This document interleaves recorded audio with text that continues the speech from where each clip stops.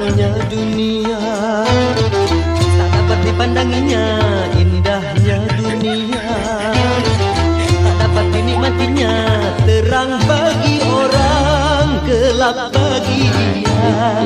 Indah bagi orang, suram bagi dia.